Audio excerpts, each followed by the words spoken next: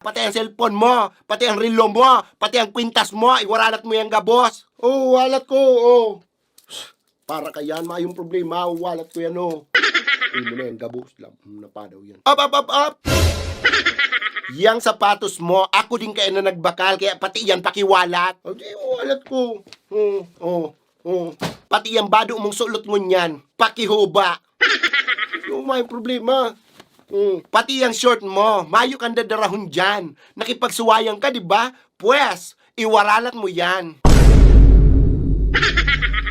Pati yung brief mo, ako kaya nagbakal, kaya hubaon mo yan. Papalakawin mo kung huba? Ay problema mo na yan. Tsaka ano man kinakatakot mo na maglakaw ning huba? Mayo man sindang mahihiling dyan. Tamasadit pa sa bulinaw yan daradara mo. Oh, sayo mo na yan. Namasta, nakambrief mo. Ano ni pasarmula na gamit? Usmak.